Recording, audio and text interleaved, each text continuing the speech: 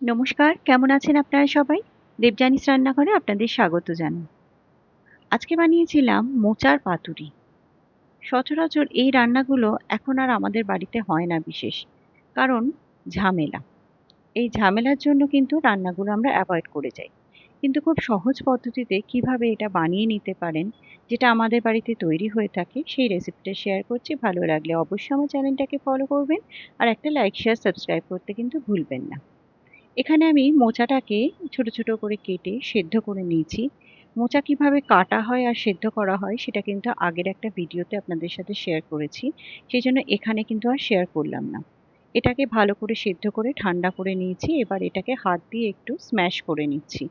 যতটা সম্ভব এটাকে একটু ভালো করে স্ম্যাশ করে নিতে হবে যাতে টেক্সচারটা একটু মিহি হয়। এবার এখানে একটা মিক্সিং জারের মধ্যে নিয়ে নিচ্ছি 1 টেবিল স্পুন মতো আমি কালো সর্ষে আর 2 টেবিল স্পুন মতো পোস্ত। এটাকে একটু গ্রাইন্ড করে নেব। এটা একটা পাউডার ফর্মে এসে গেছে। এবার এর মধ্যে দিয়ে দেব একটা কাঁচা লঙ্কা, সামান্য একটু জল আর নুন। এটাকে বেটে নেব। এটা দেখুন বাটা হয়ে গেছে। এখানে আমি ভালো করে মোচাটাকে স্ম্যাশ করে নিয়েছি।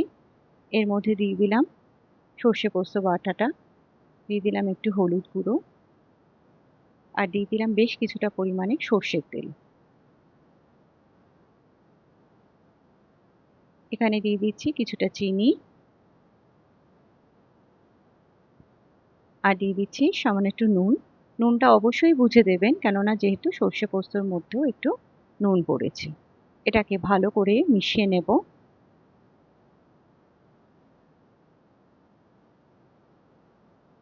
এবার এর ওপর দিয়ে দিচ্ছি নারকোল কোড়া। এটা ছাড়া কিন্তু মোচার পাতুরির কথা চিন্তাই করা যায় না।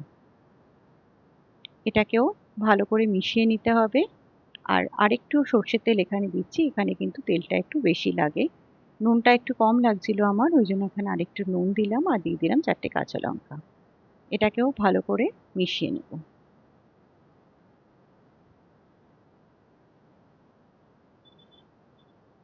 এখানে আমি নিয়ে নিয়েছি কলা পাতা।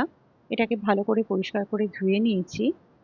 আর এটা আমি ননস্টিকের মধ্যে করব, তাই ননস্টিকের মধ্যে কলা পাতাটা, একটা কলা পাতা আমি ভালো করে এভাবে সেট করে দিলাম।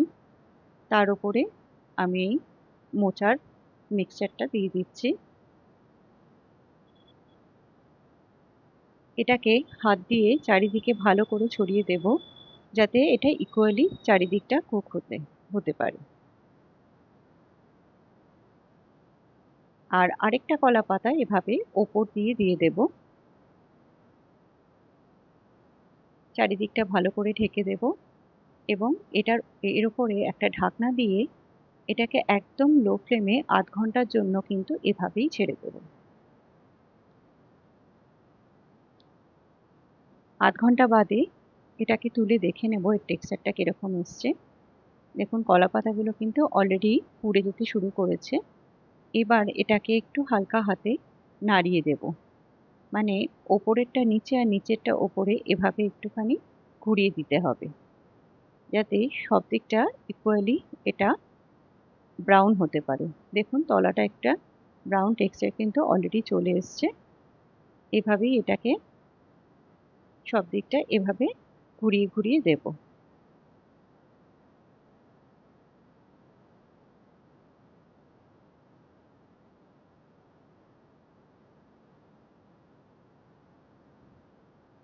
এবার এটাকে আবারও এর ওপর কলা পাতাটা চাপা দিয়ে দেবো। তার আগে এখানে আমি দিয়ে দিচ্ছি সামান্য একটু সর্ষের তেল। এটা যত জলটা শুকোতে থাকবে এটা কিন্তু অনেকটাই ড্রাই হয়ে যাবে, এই জন্য বারবার কিন্তু একটু সর্ষের তেল দিতে হবে। এটাকে আবারও আমি দেখে নিচ্ছি। আমি এবার কিন্তু মিনিট 10 বাদে দেখছি।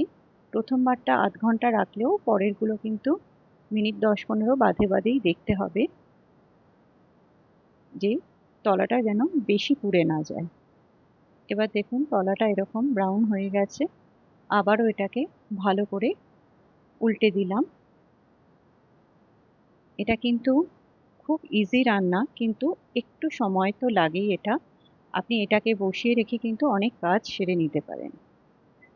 আবারও এটা কলা পাতাটা দিয়ে এটাকে ঢাকা দিয়ে দেব। এখানে আবার এটাকে তুলে দেখে নেব। এবার দেখুন কতটা এটা ব্রাউন হয়ে গেছে তলাটা। ঠিক এরকমই কিন্তু একটা টেক্সচার আমাদের দরকার। এভাবে আস্তে আস্তে এটা কলাপাতার মধ্যে থেকে একটু পোড়া পোড়া মতো হয়ে যাবে, পুড়বে না জিনিসটা, কিন্তু এভাবে একটা ব্রাউন টেক্সচার কিন্তু চলে আসবে।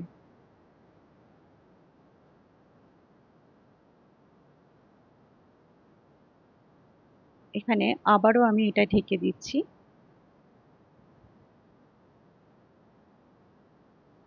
আরেকবারও তুলে দেখে নেব এটা।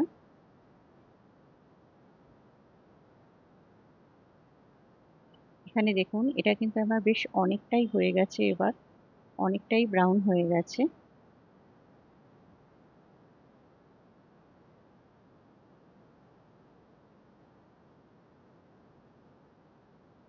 এটাকে ভালো করে একটু নাড়িয়ে নিচ্ছি। এটা কিন্তু প্রায় হয়ে এসছে, তবে আরেকটু হওয়া বাকি আছে এটা।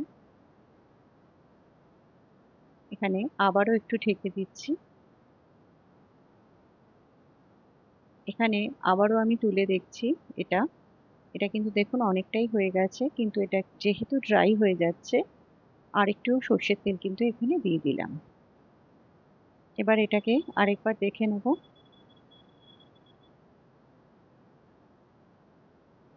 এটা দেখুন এবার কিন্তু এটা সুন্দর মতো হয়ে গেছে, চারিদিকটা দেখেই বুঝতে পারছেন একদম একটা ব্রাউন টেক্সচার চলে এসছে। এটাকে ভালো করে নাড়িয়ে চাড়িয়ে, যদি মনে হয় সর্ষের তেল আর একটু দিতে পারেন।